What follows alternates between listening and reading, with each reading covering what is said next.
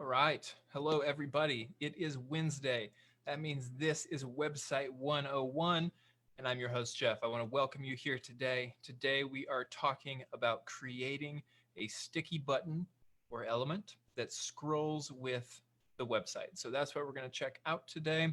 Let me go ahead and share my screen with you here, and we'll get started. I'm going to go ahead and pull up the feed so I can see what we got going on here. All right, and as always, if you do have questions, whether or not they are related specifically to this topic, please feel free to ask them in the comments and we'll get those answered for you at the end of the demonstration here today. So again, thanks for being here. Do appreciate you being here. We're going to go ahead and get started. So we're going to learn some great things in this particular one today. We're going to learn about sticky elements. We're going to learn about sticky to top on scroll. We're going to learn even maybe about hidden canvases, possibly even about a special tool that I am going to show you that will make your life so much easier throughout Show It. So we're going to get started. Let me just go ahead and preview this so that we can see what we're trying to set up here. So you'll see I've got this Book Now button that sits right here. And as I scroll, it's going to stick to the top and stay with my page here. That way, as my visitors look through my content, I don't necessarily have to have multiple call to action buttons. I can just have the one that scrolls with the screen. Another great use case would be if you have some sort of special offer. We're going to take a look at an example of what that might look like a little bit later. So let's get started.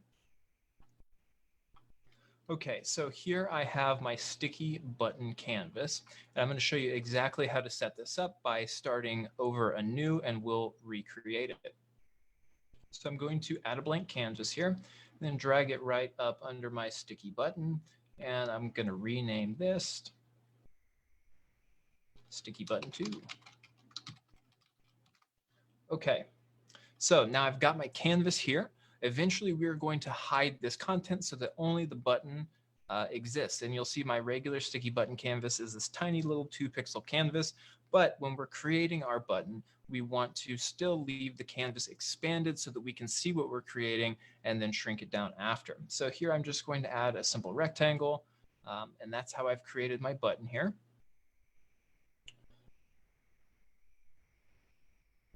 So whether you wanted to do something that's a button like this, or if you wanted to do a side-facing button, you could do that as well, just by dragging it out here. So we'll do a slightly different style for this one. So I'm going to go ahead and match this style to what I've created down below here. So we'll change the color, and then I'm going to go to effects here, and I'm going to round the corners just a little bit because I like the look of that for my button. And then I'll reselect it, and I'm going to add just a little bit of a border like my other button here, 2 pixels on that. Okay, so now I've got the base of my button created.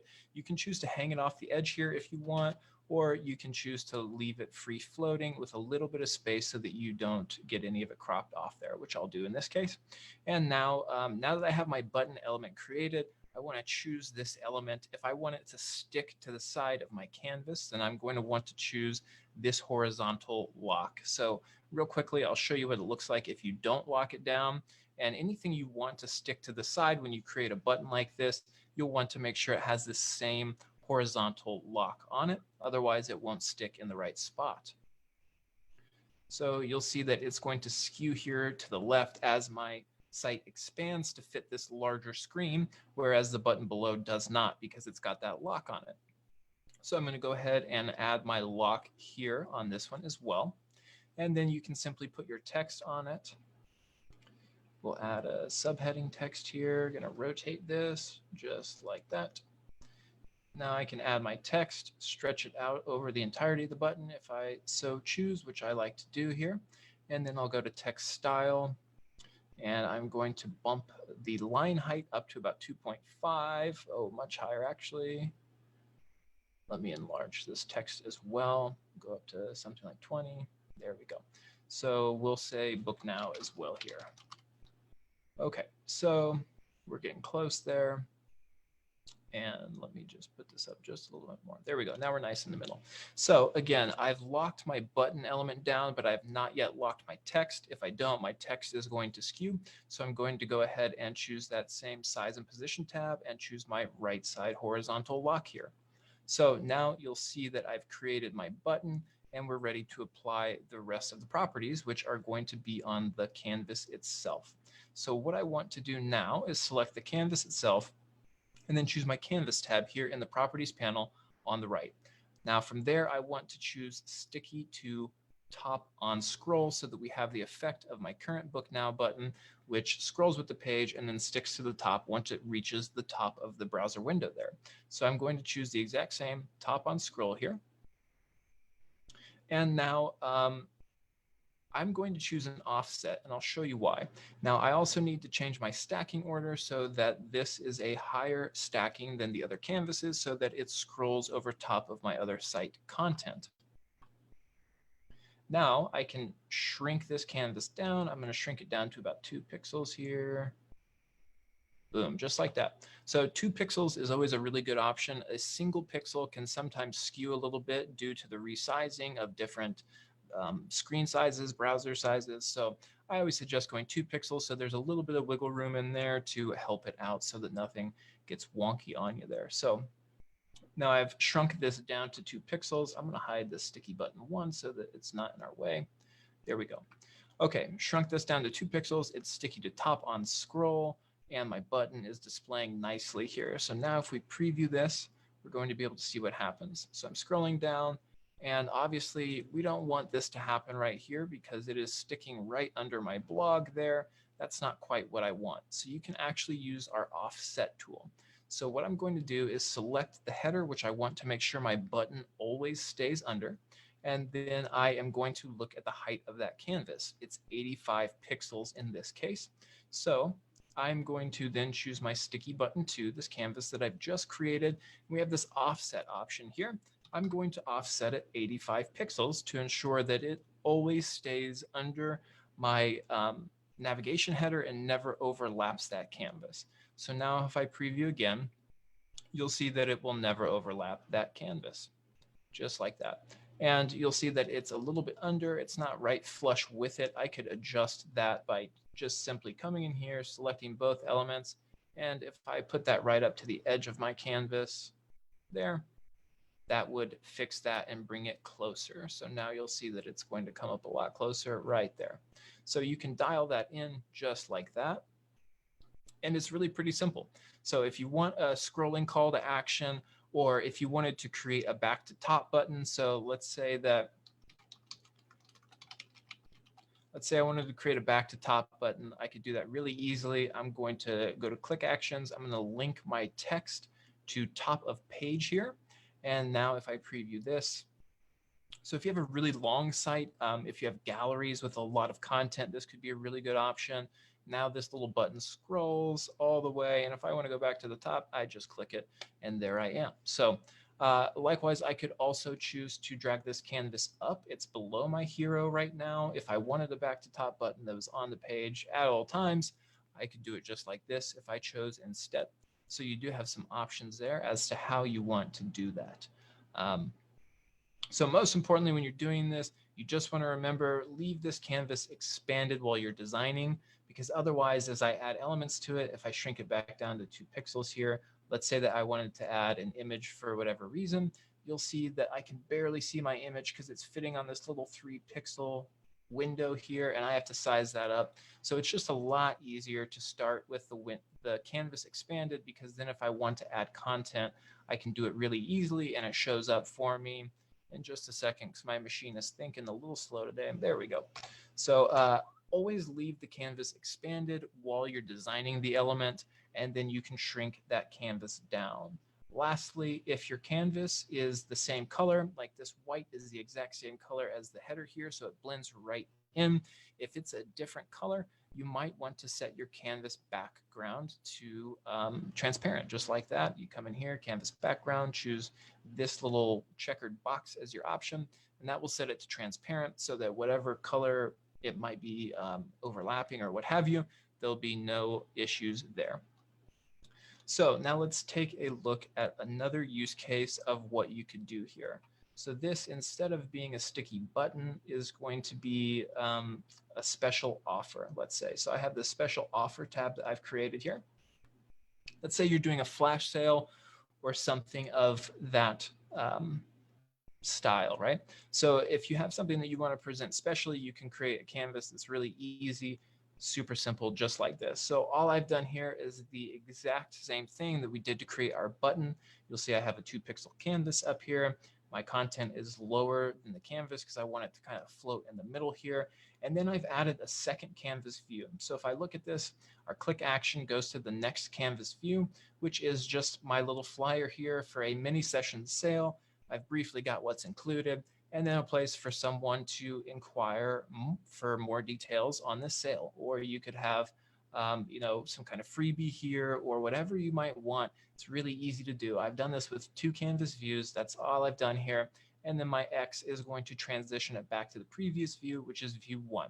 So this tab will always be visible, just like our scrolling button, and they can simply click to select and take advantage of that offer right there within your site. If they choose not to, they X out and it goes right back to it there. So as you can see, there's a lot of versatility to what you're doing or what you can do rather with this particular functionality. And depending on what your needs are or what you might want to advertise, there's a lot that you can do there. So let me show you one other quick thing. So if I go back to my sticky button 1 here, this is the first one that I made. So if I go back to our side-by-side view, you might have run into this yourself over time. So I've got our sticky button all designed out and looking exactly how I want on desktop, but you'll see on mobile, it is still all of the raw elements because you get to dial that in separately. So it's adding all the same elements that are on this canvas to make up this button, but they're exactly how they were added as the default. So what I can do is click my 3 dots options menu here on my sticky button canvas, and I can choose this layout mobile option. So this is really great if you've made a lot of changes to a canvas or if you've created a canvas and started building on it from scratch. You can design it all out on the desktop side of things, and then you can use this mobile layout option. So you see here, we get some different layout options: automatic, scaled, stacked, and then we get do not layout. So basically these 3 options are going to get you in the ballpark. It's going to try and lay it out as similarly as possible to how it looks on the desktop end of things. If they don't get you quite exactly where you want, then it's just a few tweaks instead of having to change all of the styling on every element that's on this canvas. If it's not quite where I want it, I can choose this do not layout option, which is simply going to apply all of the style settings from our desktop elements over to our mobile elements. So in this case, I'm going to choose this auto option because it's got pretty close for me. Now you'll see that I'm looking much better here. I can size this up just how I want, like that. And then I could shrink this canvas down to 2 pixels. Boom, just how we're doing it there. So obviously this button isn't the best way to go about this. I would probably create a separate banner for mobile in this particular use case because I think it would look a little bit cleaner and be a little bit cleaner website experience for my visitors. So you could do that really easily by simply creating a duplicate of this canvas, and instead of having it all laid out like that,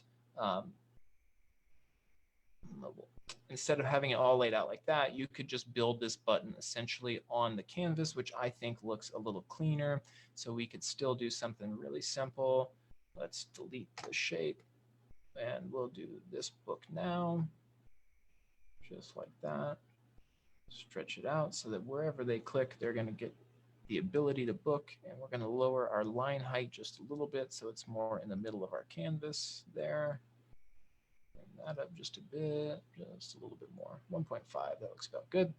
And so it's still going to have these same properties applied on our canvas, sticky to top on scroll. It's going to overlap the other options. And remember, we'll want to make sure to get that offset set, which I haven't, so it might overlap. Great, it doesn't. So we could close this gap if we were being a little bit more careful, but I just wanted to throw this together to show you that you can quickly create a separate mobile option and then toggle that to be only visible on the mobile design by unchecking it from desktop. And then you have your sticky button for desktop and your sticky button for mobile. So you can customize those 2 versions of the design really easily and create something that's very visually appealing and will scroll with the website as visitors and potential clients browse your content. So that is about it, guys. I think that does it. Checking my notes, but it looks like that's going to do it for today on this particular topic. If you are watching live with me right now, go ahead and ask whatever questions you may have. Again, I'm here to answer any Showit questions for you. So if it's not about this particular topic, still ask away. I'm here to help. Thank you, Kiana. I appreciate those kind words. I'm glad that this has been helpful, and I hope to see you implement this in your own site if it makes sense for you. So definitely, if you do, let me know here in the comments on this video, in the group. I'd love to see it and check out what you do with these features. So I hope that this has been helpful for you guys. I'm going to leave just 1 or 2 more minutes here. If you have any questions, get them in the comments right now. But I do just want to say that every single Wednesday, I am here in the group with you guys doing Website 101. We cover a specific topic inside of Showit, and then you've got the opportunity to ask me any questions you want about Showit, and I'm here to answer them for you. So I do hope you'll join me Wednesdays at 10:30. And last but not least, if you find that you need a little bit extra help, you can always go to our design store here, store.showit.co. You can also find it easily from our homepage, and you can click on this Hire a Designer option right here, and you'll see all of our great design partners who design with Showit, and you can contact them for more information. Likewise, I nearly forgot, if you are a podcaster or thinking about creating a podcast, we have this awesome sale going on right now of our new podcast designs as well. These are brand new, just released. You have so many options. There are full podcast sites. There are single page add-ons. So if you're starting a podcast for your brand, you can buy a single page add-on and get that done. If you're new to Showit and podcasting is your thing, we've got designs for you. So jump over and check those out. They're very cool and they are on sale right now, but not for long. So let me check. Oh, great. Mini sessions. Yes, it is a great use for mini sessions. So I hope this helps you get this whipped into shape on your own site so that you can start attracting people to those mini sessions or whatever it is you're using this content for. So looks like you guys got it handled. I don't see any other questions. Well done. Thank you for being here. I so appreciate it. I know that you can spend your time a lot of different ways, and I appreciate you being here with me today. So we'll be back next Wednesday, 10:30 a.m. right here in the Facebook user group as always. So until then, happy creating.